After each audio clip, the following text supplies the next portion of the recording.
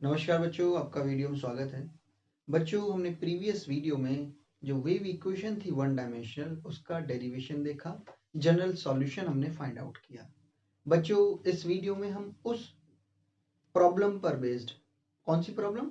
Wave equation, one dimensional wave equation पर based questions लेंगे। वो क्वेश्चंस कैसे हो सकते हैं, किस तरीके के क्वेश्चंस होंगे, जरा पहले क्वेश्चंस को पढ़ते हैं। क्वेश्चन आपके राइट हैंड साइड में लिखा हुआ दिख जाएगा, और क्या लिखा हुआ है? A string is stretched and fastened to 2 points at a distance L apart.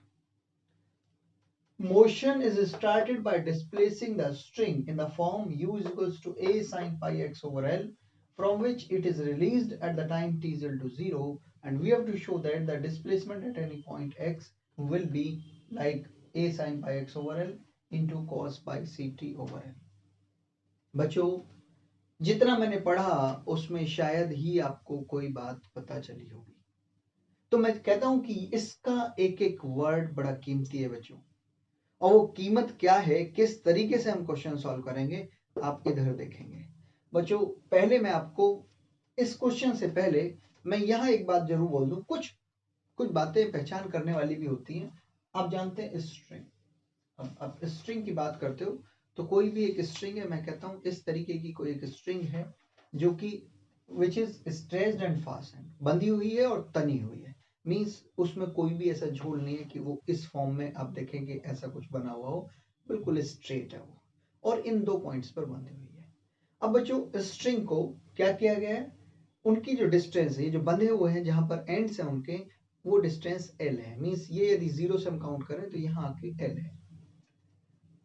Motion start की जाती है। मोशन स्टार्ट करने का मतलब ऐसा आप समझ सकते हैं बच्चों कि यदि हम मोशन स्टार्ट कर रहे हो तो आप कुछ ऐसा समझ लीजिएगा कि ये कोई एक स्ट्रिंग है और इस स्ट्रिंग का मोशन हम स्टार्ट कर रहे हैं कुछ ऐसे, इस तरीके से, और छोड़ देते हैं। जब ये आपका एक तरीके का ये समझिएगा कि ये स्ट्रिंग थी, तो इसमें जब हम छोड़ेंगे उसको तो उसमें वाइब्रेशन होंगे।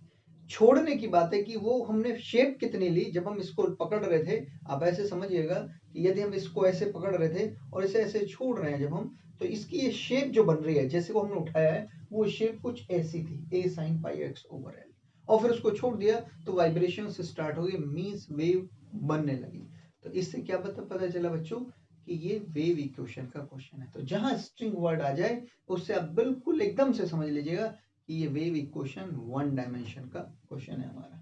अब क्या क्या आगे बातें थी वो अब हम सीखेंगे। तो जब हमें वेव इक्वेशन बन गया, पता चल गया, तो हम पहले लिखेंगे equation of vibration of string.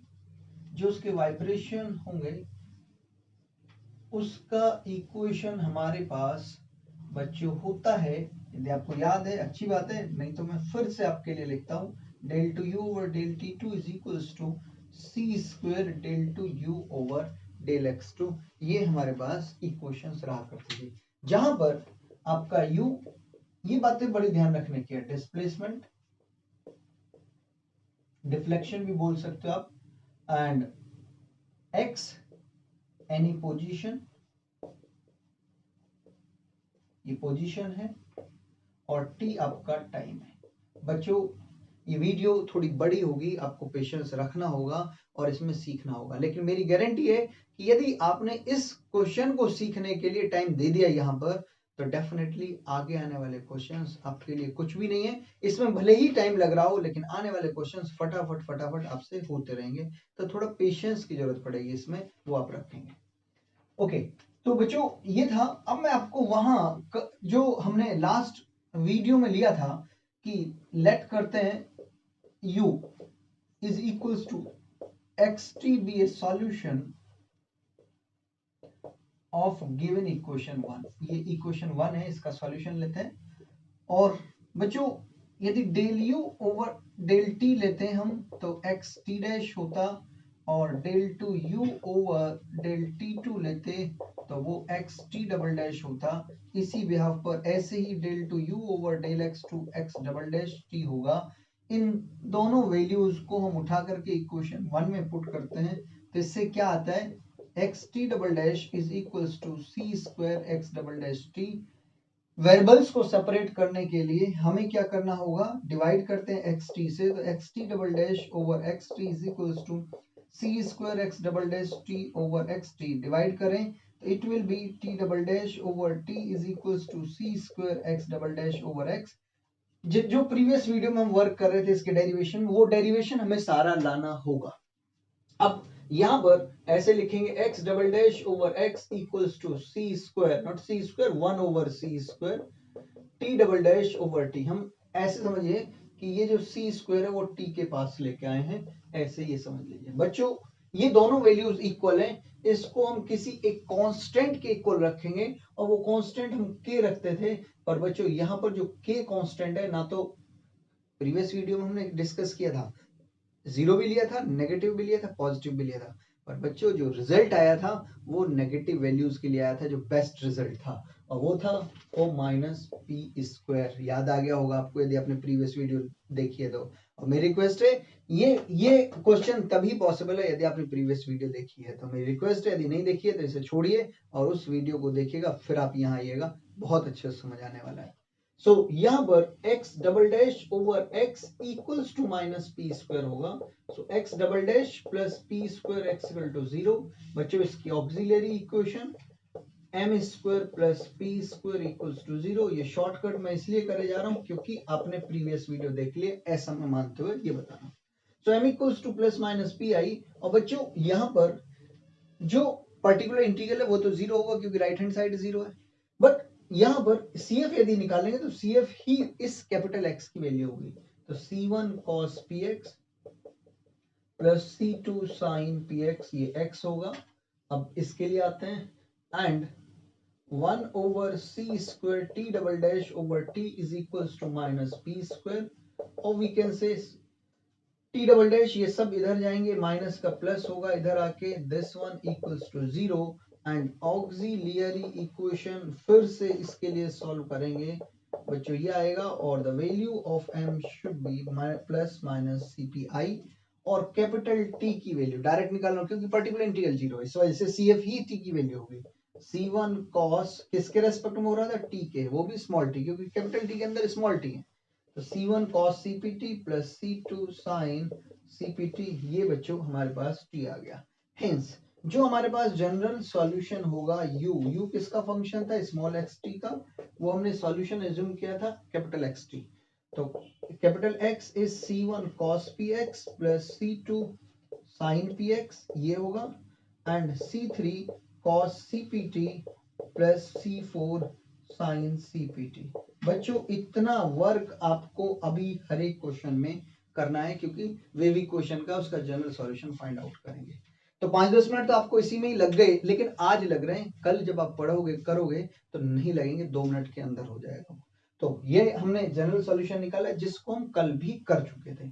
अब टास्क क्या है, वो टास्क समझिएगा कि जो जनरल सॉल्यूशन आया है इसमें ये देखें इक्वेशन, तो इसका ऑर्डर 2 था, यहाँ भी ऑर्डर 2 था, तो टोटल 4 कांस्टेंट आएंगे, वो 4 कांस्टेंट को हमें सॉल्व करना है, और सॉल्व करना है इस क्वेश्चन की हेल्प से, मींस जो एक यहां से हमें सॉल्व करना होगा। बच्चों जितने कांस्टेंट है उतनी ही कंडीशंस हमें चाहिए। अब जब कंडीशंस हमें चाहिए तो वो कंडीशंस हमें इससे निकालनी होंगी, मींस हमें 4 कंडीशंस इस लैंग्वेज से निकालनी होंगी, और उसका सॉल्यूशन करने का तरीका भी जानना होगा, जिससे कि आने वाले क्वेश्चंस में भी हम बहुत अच्छे से सीख पाए। तो बच्चों इसको फिर से पढ़ते हैं क्योंकि अब टाइम हमारे इसका है, इसे हम फिर से पढ़ते हैं। ये सब मैं हटाता हूँ, सिर्फ लिखूंगा तो इसको लिखूंगा क्योंकि इसकी जरूरत अब हमें है ना, और ये क्वेश्चन का ही पार्ट है। आप ये समझिए कि आपने स्टार्टिंग यहाँ से की है और क्वेश्चन थोड़ा लेंदी होता है, तो इस वजह से आप इस सब को तो लिखेंगे, लेकिन अब मुझे जरूरत साफ करने की है तो मैं सिर्फ इसको लूंगा और उससे आगे बढ़ूंगा। ओके नाउ सो यहां पर हमारे पास जो सॉल्यूशन हम लेके चल रहे हैं वो देखिए आप, अक्सर बच्चों को इससे ही दिक्कत होती है कि हमें लैंग्वेज समझ नहीं आती। इस लैंग्वेज में कुछ भी ऐसा नहीं है, समझ आएगा आपको।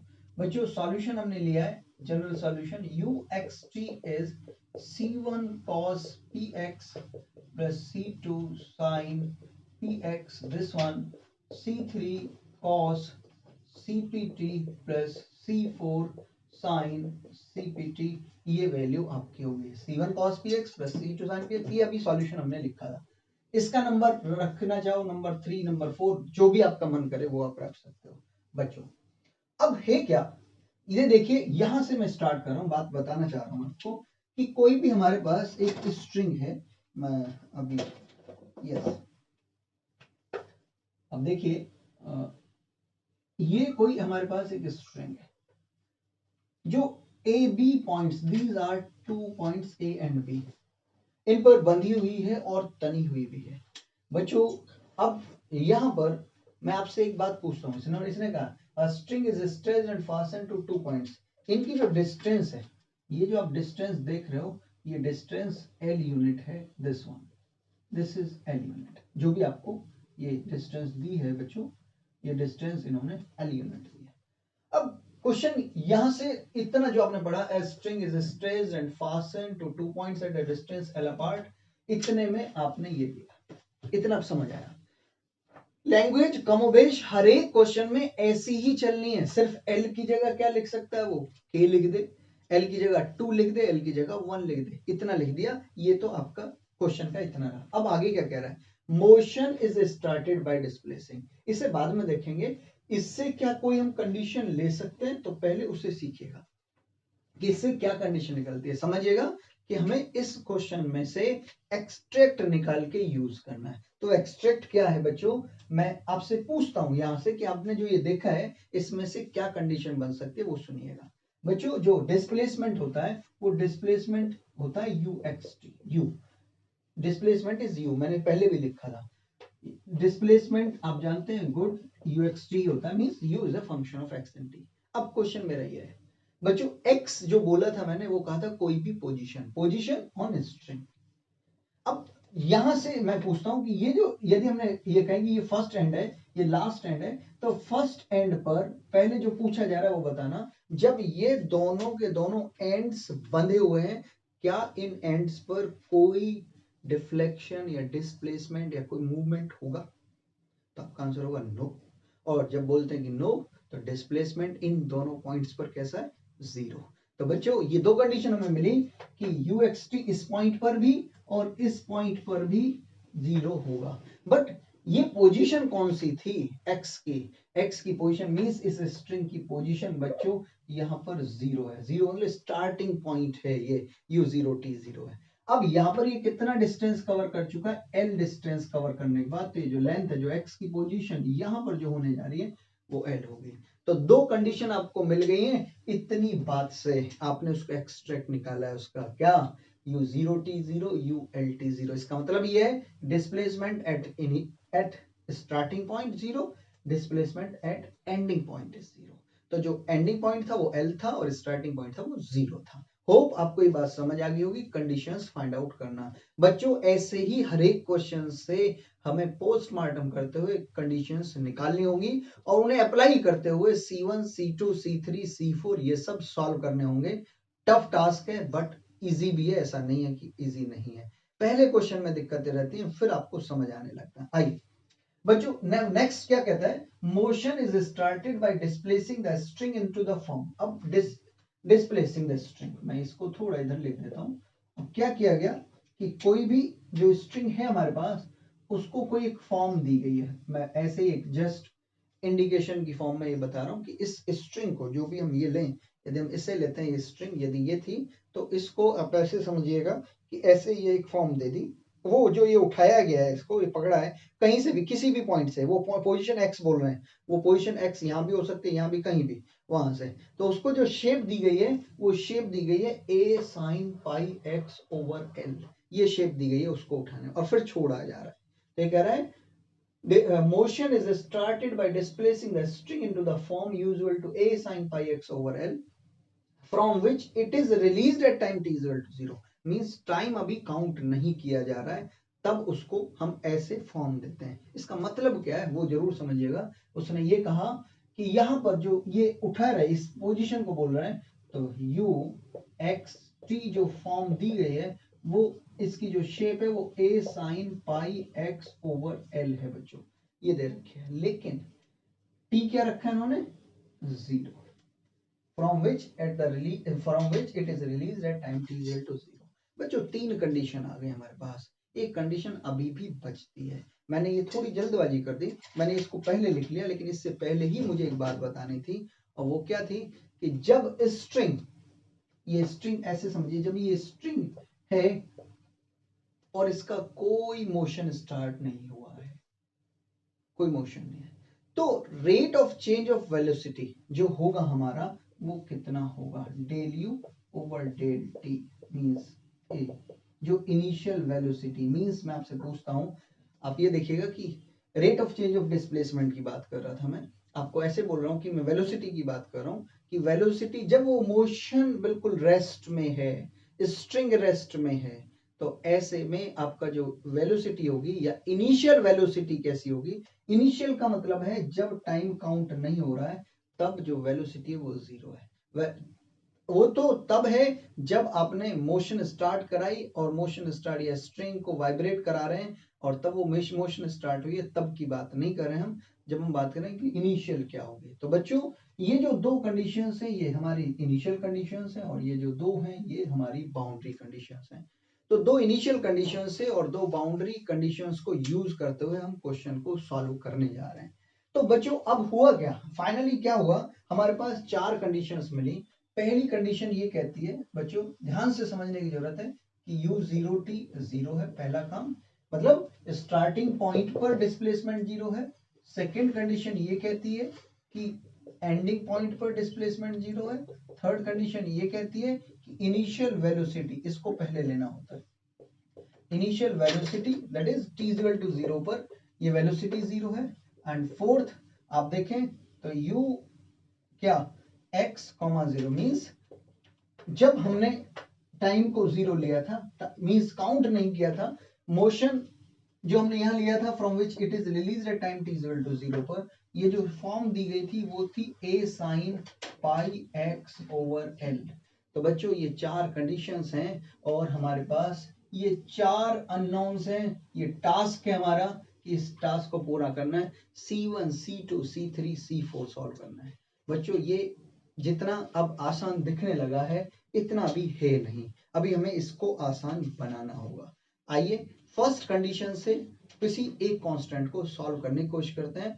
और अब आते आते तो बिल्कुल आपका पेशेंस जवाब दे रहा होगा। मेरी रिक्वेस्ट आपसे ये है कि इस वीडियो को यहाँ पर रोक करके थोड़ा सा सांस लेकर गए और पीछे यदि कुछ देखना है, पीछे आपने लिखा है तो उसको आप देख लीजिएगा, क्योंकि इस वीडियो का एक ये पड़ाव है। अब हम मेन जो बात C1 C2 C3 C4 solve करने जा रहे हैं, ये बहुत बहुत इंपॉर्टेंट है आपके किसी भी क्वेश्चन को सॉल्व करने के लिए। आइए तो बच्चों करना क्या होगा, हमें पहले हम कंडीशन फर्स्ट लेते हैं फ्रॉम कंडीशन 1, और कंडीशन 1 क्या कहता है वो भी समझिएगा। u0t0 था बच्चों, इसमें पुट किया मतलब x को 0 रखा, तो रखिए ये आएगा C1 cos 0 होता है बच्चों 1 और sin 0 होता है 0, तो सिर्फ इसमें से C1 रह गया। फिर से बोल रहा हूँ, C1 cos 0 that is C1 into cos 0 1 होता है तो C1 रह गया, ये 0 है तो C1 प्लस 0 को मैं C1 लिखता हूँ। और इसमें कोई चेंज नहीं हुआ, t की जगह t ही रखा हुआ था, तो इसमें कोई भी चेंज हमारा नहीं हुआ बच्चों। ये अब बच्चों यहाँ पर एक बात का और ध्यान रखना जरूरी है, वो ये है कि यहाँ अब this value into this value is equals to 0 है, C1 into this value is equals to 0 है। तो या तो हम बोलेंगे कि ये C1 0 होगा या फिर ये C3 cos CPT plus C4 sin CPT 0 होगा। लेकिन बच्चों मैं ऐसा बोलता हूं कि ये इसमें वेरिएबल है, ये वेरिएबल है cos CPT plus sin CPT, तो इट कैन नेवर बी 0, तो एक कांस्टेंट वैल्यू C1 आपकी 0 होगी। बच्चों यहाँ पर आइडिया नहीं लग पाता कि कौन सी वैल्यू 0 होगी कौन सी नहीं होगी, तो मुझे यहाँ पर थोड़ा सा कंसेप्ट से अलग हटना होगा। और कई बार कुछ चीजें ऐसी होती हैं कि शुरुआत में यदि हम किसी भी बात से इमेज से अटैच कर दें तो शायद हम लोगों को बहुत अच्छे से समझ आ जाता है। तो बच्चों मैं यहाँ पर बहुत इजी सी बात बताना चाह रहा हूँ और कंसेप्ट से हट करके कुछ बात इस क्वेश्चन से या इस कंसेप्ट से जोड़ना चाह रहा हूँ, जिससे कि हमारे ये हमेशा ध्यान रहे और वो बात हमारे कानों में गुनगुनाती रहे। बच्चों मैं आपसे पूछता हूँ कि जब हम फर्स्ट क्लास में रहे होंगे, नर्सरी प्रेप में या कभी रहे होंगे, मदर ने फादर ने या टीचर ने कुछ सिखाया होगा, इंग्लिश अल्फाबेट सिखाए होंगे, तो हमसे बोला गया था A4। जैसे ही मैंने आपसे पूछा आपके मन में आया एप्पल, और एप्पल की इमेज आपके माइंड में आ गई, क्योंकि जैसा हमें बताया गया A4 कुछ और भी हो सकता था, वो जो हमें सिखाया गया वही हमारे मुंह से निकल रहा है और वही हमें एकदम से याद आ रहा है। तो बच्चों जब कभी भी हम अपनी कोई कंसेप्ट पढ़ते हैं उसे इमेजिनेशन के साथ कहीं ना कहीं यदि हम अटैच कर दें तो हमें लगता है कि वो बात जल्दी से याद आ जाती है। कई बार हम किसी रास्ते पे जाते हैं और यदि कोई भी ऐसा माइलस्टोन हमें दिखाई पड़ जाए, पेड़, जगह, दुकान, कुछ भी ऐसा दिखाई पड़ जाए, तो हम सोच कहते हैं अरे हम तो यहाँ आए हैं। तो वैसा ही कुछ मैं आपको याद दिलाना चाहता हूँ कि आप उस बात को याद रखें, भले ही उसका मैथमेटिक्स से कोई लेना देना ना हो। तो आइए बच्चों मेरी बात को सुनिएगा और ध्यान रखिएगा कि यदि कुछ परेशानी हो, कहीं कुछ दिक्कतें हो, क्योंकि ये वीडियो जो बनाई जाती है बच्चों, ये ऐसा मानते हो कि दिक्कतें हैं, जल्दी से आप पूरा करना चाहते हैं, बुक आप पढ़ना नहीं चाहते, जल्दी से अपनी कंसेप्ट पूरा करना चाहते हो, ऐसा सोचते हुए कि कम टाइम में ज्यादा आपको मिल जाए, आप एग्जाम में अच्छा स्कोर कर जाओ, ऐसा सोचते हुए मैं बात बताना चाह रहा हूँ, सुनिएगा। बच्चों यहाँ पर मैंने एक बात आपको बतानी है, वो बात ये है कि इमेजिनेशन देखिएगा मेरी, मैं एक एग्जाम्पल आपके सामने सेट कर रहा हूँ, वो एग्जाम्पल आप माइंड में सेट कर लें, वो सुनिएगा। बच्चों एक साम्राज्य था, कहानी के तौर पर आप इसको लीजिएगा। एक साम्राज्य था, उस साम्राज्य में, साम्राज्य का मतलब बोलते हैं राज्य, कोई भी एक टेरिटरी। उस टेरिटरी में अधिकतर है, पुराने टाइम में पुरानी मूवीज भी देखते होंगे तो उसमें तीन बातें आपको दिखती होंगी। सबसे पहले राजा, किंग। किंग कौन होता था बच्चों? किंग जिसके पास लग्जरी हो, जिसके पास बहुत बड़े बड़े रथ, अपने आप में उसके पास बहुत सारा सोना गहना, और उसके सब लोग बात मानते हो, मीन्स वो जो चाहे वो कर सकता है, उसे बोलते हैं हम राजा। बच्चों मैथमेटिक्स से थोड़ी सी बात अटैच करता हूँ, हमारे यहाँ ऐसा राजा वेरिएबल कहलाता है, क्योंकि वो जो चाहे वो वैल्यू रखी जा सकती है। तो ऐसा समझिएगा कि वेरिएबल की फॉर्म में जो वेरिएबल हो या कोई ऐसा फंक्शन हो जिसमें हम बोले कांस्टेंट ना हो, तो उसे बोल सकते हैं हम राजा। दूसरी बात करते हैं, एक उससे नीचे ओहदे पर आते हैं, नीचे ओहदा होता है मंत्री, मिनिस्टर। बच्चों मिनिस्टर कौन है? मिनिस्टर भी मंत्री भी कपड़े तो राजा जैसे ही लगते हैं कि राजा जैसे हैं, लेकिन उसकी सैलरी फिक्स्ड है। सैलरी फिक्स्ड मतलब कपड़े ऐसे ही पहन रखे, बात को ध्यान रखना, आप कहीं लिख रहे हो तो लिख भी लेना। राजा जो सब कुछ कर सकता हो, मंत्री राजा जैसा दिखता हो लेकिन उसकी पगार फिक्स हो, मीन्स राजा जैसे कपड़े लेकिन कांस्टेंट उसके अंदर। दो बात। तीसरी बच्चों जो होती है प्रजा। प्रजा का मतलब सैनिक। सैनिक क्या है? सैनिक सबसे पहले मरने वाले इंसान, सब उस पूरे राज्य की रक्षा करने वाले इंसान, और सैलरी फिक्स। लेकिन बच्चों इस इन सैनिकों में भी कैटेगरी होती है। कैटेगरी क्या होती है? एक तो जो गेट पे खड़ा है, बाहर वाले दरवाजे पे, मेन गेट पे वो, और एक राज्य के जो उनका राज दरबार है राजा का, उसके अंदर खड़ा है, तो उसका उन दोनों की वैल्यू होती है। यदि मैं आपसे पूछूं कौन ज्यादा वैल्यूएबल होगा, तो आप कहेंगे जो राज दरबार में है वो सैनिक ज्यादा ताकतवर होगा कंपेरिजन ऑफ बाहर वाले गेट के। तो बच्चों ये तीन चार बातें मैंने आपको बताई, कहीं आपके माइंड में ये ना लगने लगे ये मैथमेटिक्स में ये कहाँ राजा और कहानियां जुड़ गई, तो इनसे कुछ लेना देना है। मैं हर 10 मिनट में 5 मिनट में आपको बोलता रहा हूँ, पेशेंस इस वीडियो में बहुत जरूरत है, क्योंकि बड़ी वीडियो है, उसमें आपको बहुत कुछ सीखना है। तो आइए बच्चों इस कहानी को थोड़ा धीरे धीरे अपने इस क्वेश्चन में उतारते हैं, जिससे कि हम कभी ना भूलें, क्योंकि कंसेप्ट तो है, मैं ये कहूँ कंसेप्ट नहीं है, कंसेप्ट है, लेकिन हम यहाँ पर आके कुछ चीजें भूल जाते हैं।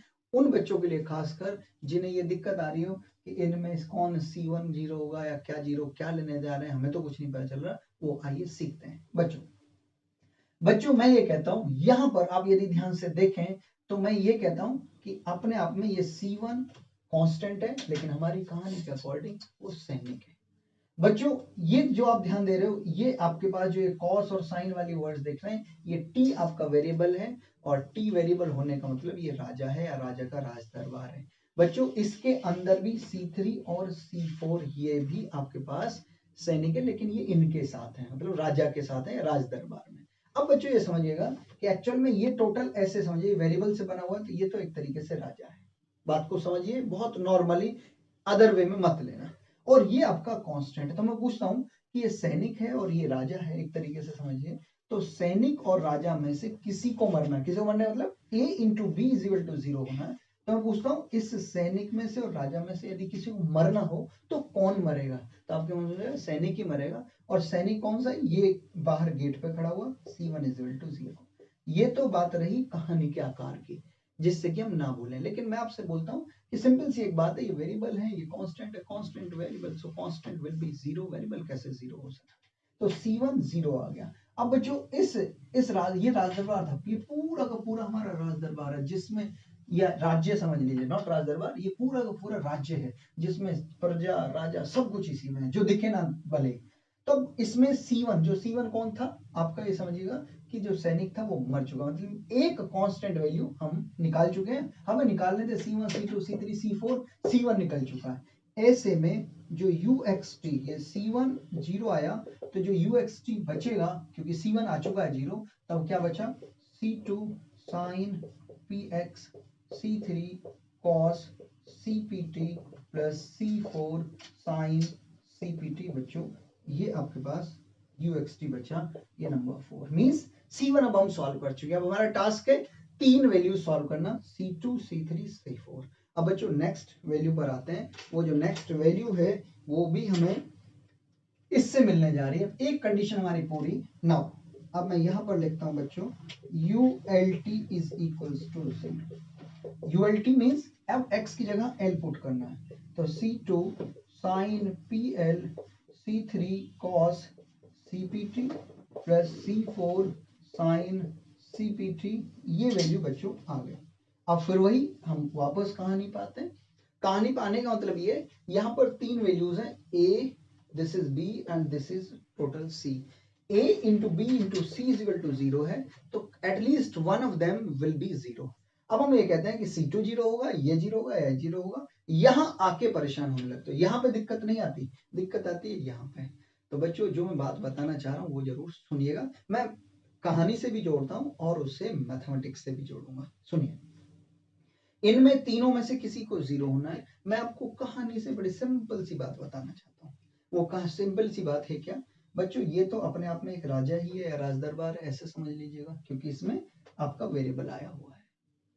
बच्चों ये कौन है? ये है C2, ये कांस्टेंट है। और ये साइन PL मैं पूछता हूँ, इसको आपने राजा बोल दिया, ये आपने सैनिक बोल दिया, तो मैं पूछता हूँ ये कौन है? आपके माइंड में दिया है, तो आप कहोगे साइन। साइन का मतलब कपड़े तो राजा जैसे ही हैं, कपड़े राजा जैसे ही हैं, लेकिन यहाँ कोई वेरिएबल नहीं है, मीन्स उसकी पगार फिक्स है।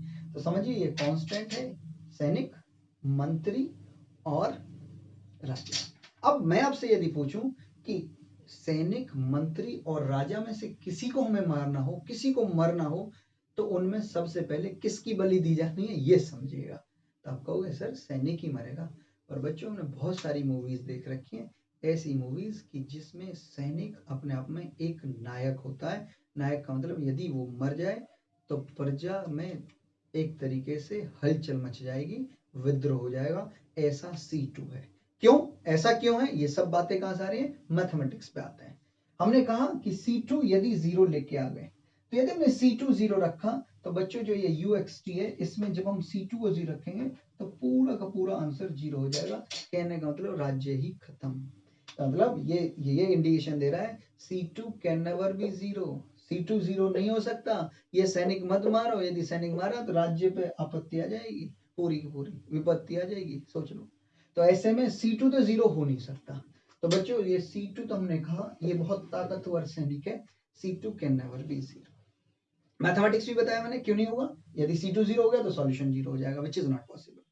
अब C2 नॉन 0 है और अपने आप में ये तो राजा थे। अब क्वेश्चन आता है राजा और मंत्री पे नंबर आया, क्योंकि ये तो मर नहीं सकता, तो किसको मरना जरूर है, ये कहा गया, क्योंकि उनकी प्रोडक्ट 0 आनी है।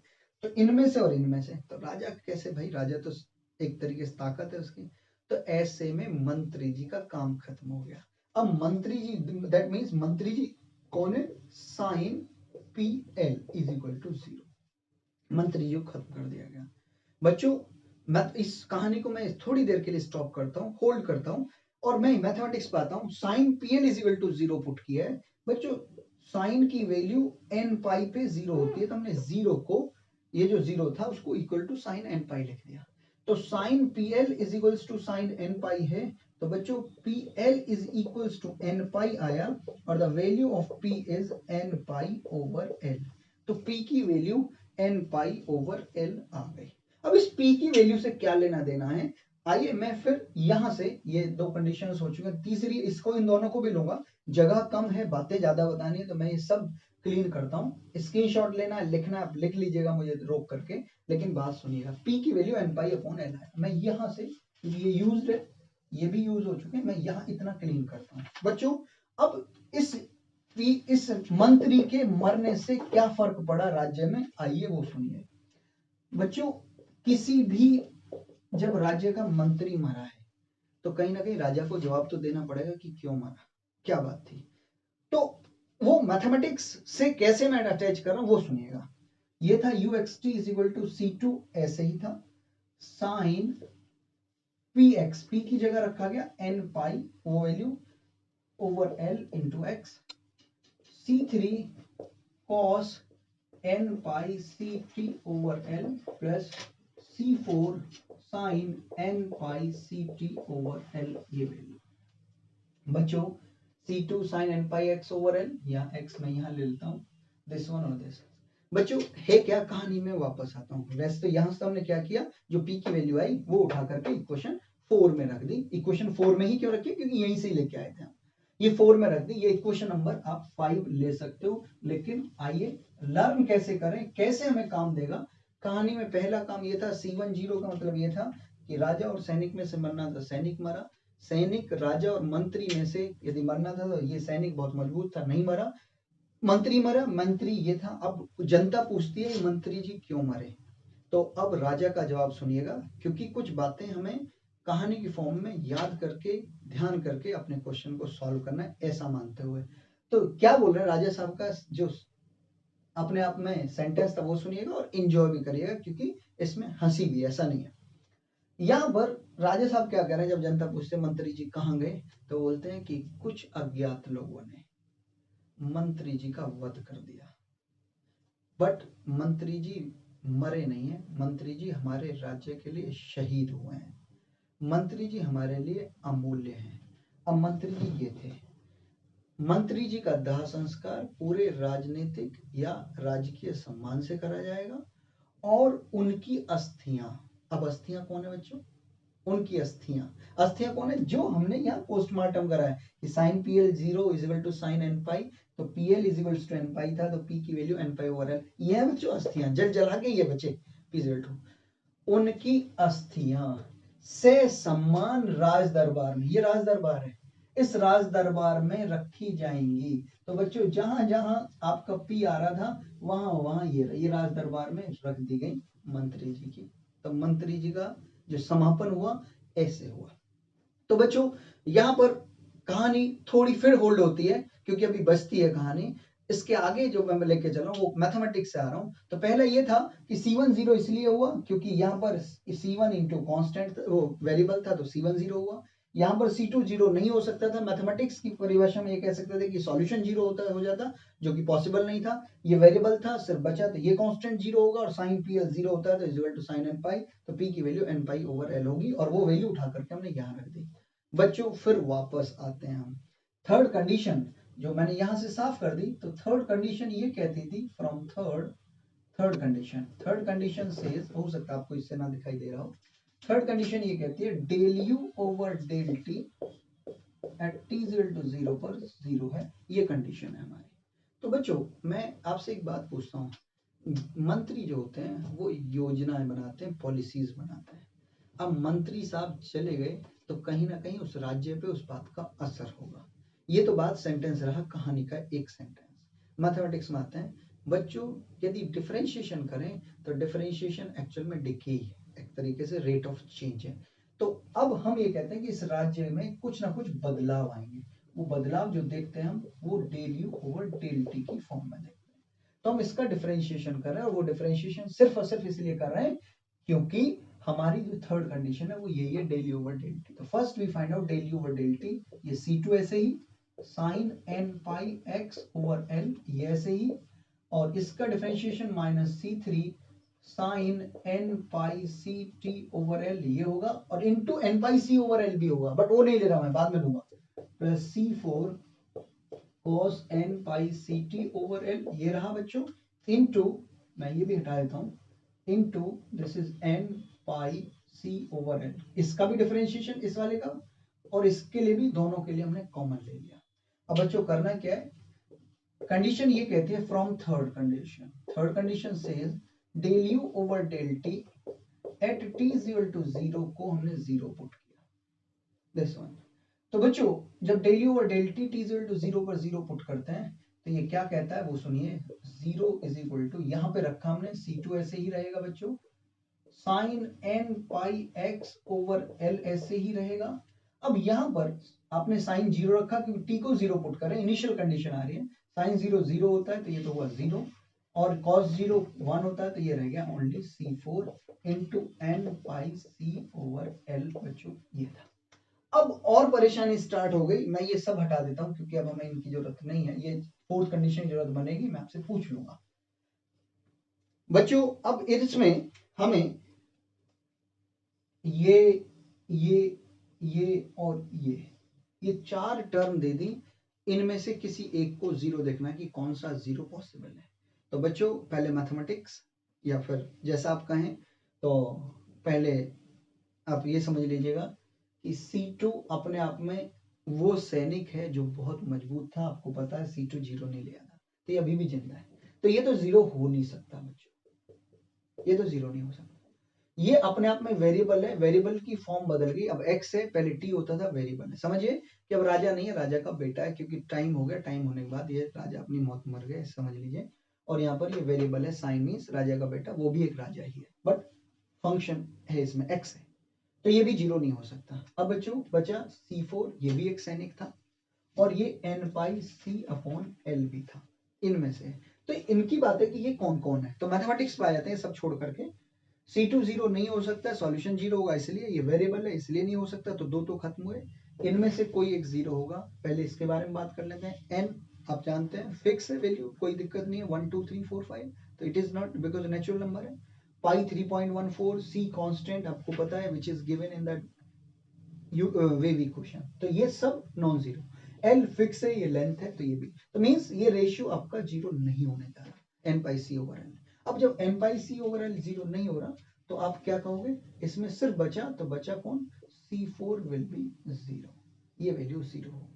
तो मेरे हिसाब से जो मैंने आपको बताया वो आप ऐसे समझ लीजिएगा, और यदि हम इसे कहानी से जोड़ें तो लास्ट कहानी का लास्ट सेंटेंस करना चाह रहा हूं मैं, C2 वही ताकतवर सैनिक जो बिल्कुल नहीं मर सकता, मरा तो पूरा पूरा राज्य खत्म, ये राजा साहब हैं, इन पे बात आती है कि इन दोनों में से किसी को कर दो, तो किसी ने उठाया कि इन्हें खत्म कर दो, सी को खत्म कर दो, सी को 0 ले लो, तो उसने ये कहा देखिए del two you over del t2 is equal to c square del two you over del x2, ये वेव इक्वेशन है, और यहाँ से u इज इक्वल टू जो सॉल्यूशन आया था ये था आपका एक तरीके से राज दरबार या राज्य। तो लोग कहते हैं, कहने लगे जब ये राज्य बना भी नहीं था उससे पहले के हैं सी, तो एक्चुअल में ये कुल गुरु हैं, गुरु जी हैं तो हमारे, तो सी तो 0 हो ही नहीं सकता, गुरु जी कैसे खत्म कर देंगे हम, तो ऐसे में जब सी 0 नहीं हो सकता, मैथमेटिक्स ये कहते हैं सी द कांस्टेंट, जो वो वैल्यू थी हमें दे रखे, तो वो 0 नहीं है, तो n pi c over l it can not be 0, तो बचा कौन, ये सैनिक C4 बचा, तो C4 0। टोटल मिला के आप सब कहानी को खत्म करिएगा, आप सोच रहे होंगे कि हम कहानी पढ़ रहे थे या मैथमेटिक्स, तो मैं आपको बोलता हूँ C1 0 हुआ क्योंकि उसके साथ कांस्टेंट वैल्यू नहीं थी, वो खुद कांस्टेंट था। फिर दूसरे कंडीशन में साइन पीएल को 0 रखा तो p की जगह n पाई ओवर l आया, ध्यान रखिएगा। अब इसमें C4 आपका 0 आया, ये सब 0 नहीं हो सकते, वो बता चुका हूं बार बार। देन ऐसे में बच्चों जो इक्वेशन 5 है किस में चेंज होगी, uxt is equal to C2 sine n pi x over l, C4 0 हो चुका है, सिर्फ बचा तो C3 cos n pi ct over l।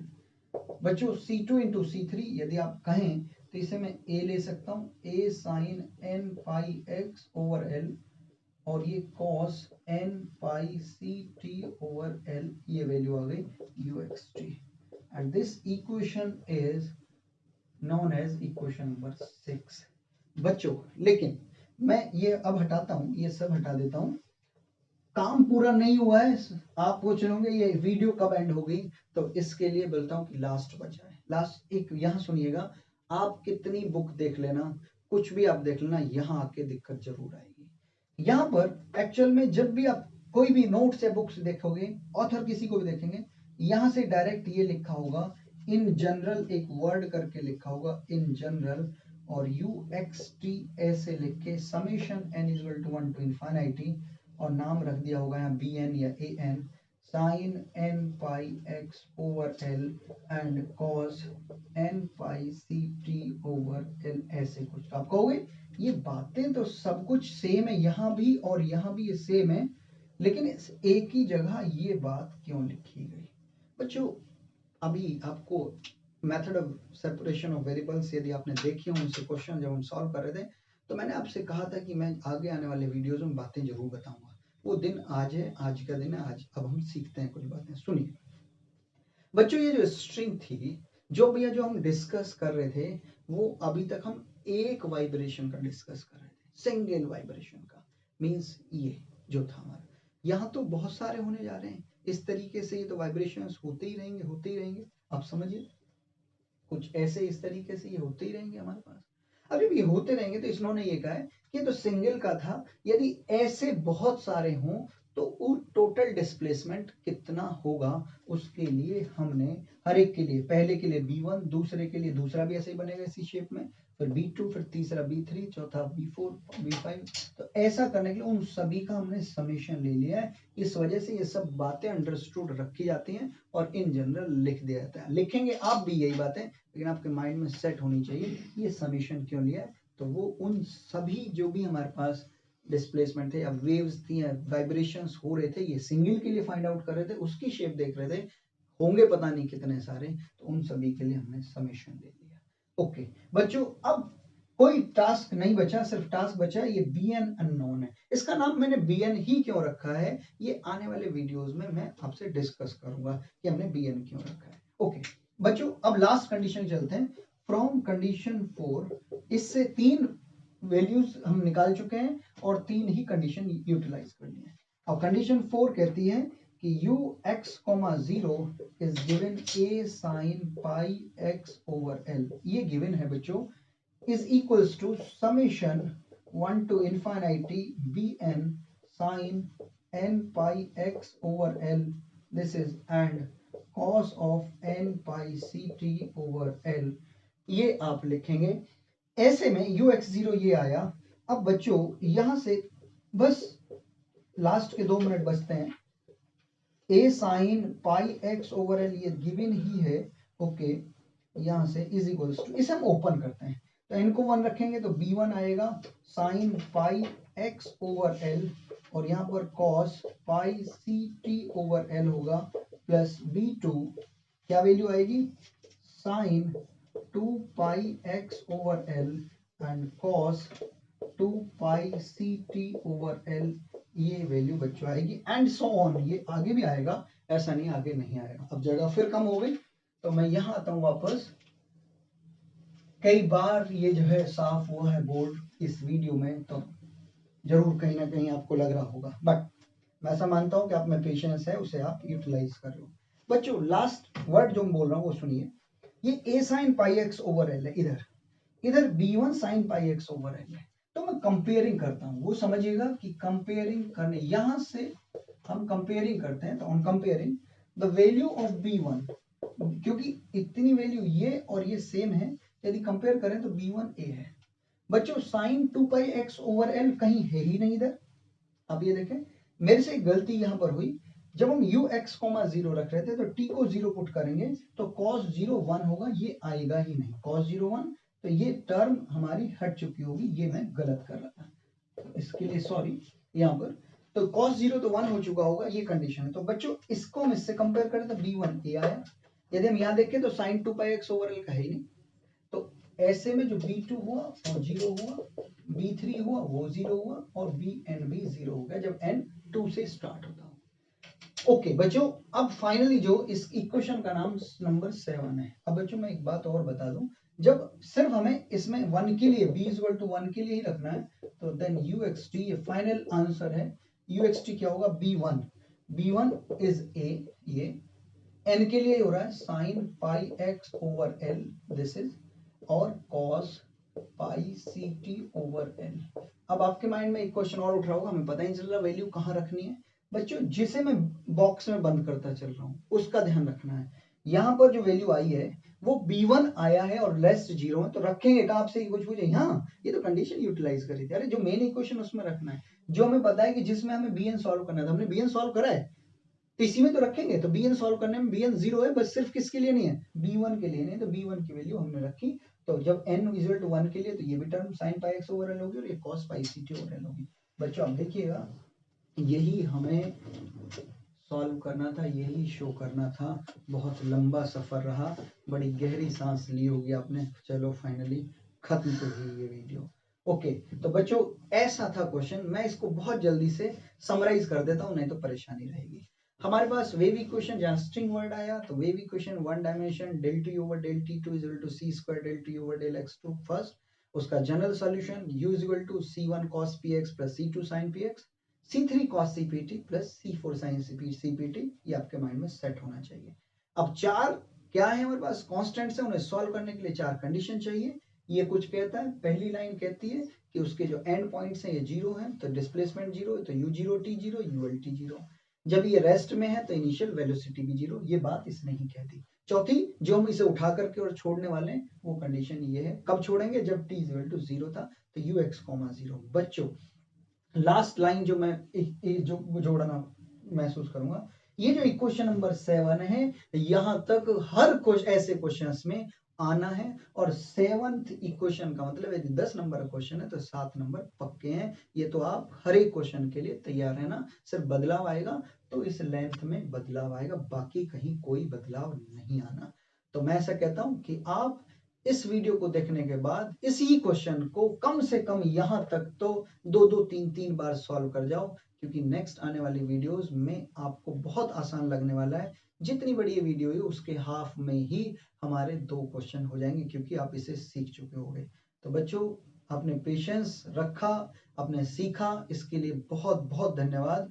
लेकिन मेरा ऐसा कामना है कि यदि आप इसे ढंग से इस वीडियो से आपने कर लिया होगा तो आने वाली वीडियोस में और आने वाले क्वेश्चंस आपके लिए बहुत इजी होने जा रहे हैं। ये बात मैं आने वाली वीडियोस में जरूर डिस्कस करूंगा। तो तब तक के लिए धन्यवाद, लेकिन प्रैक्टिस जरूर करते रहिएगा। नमस्कार।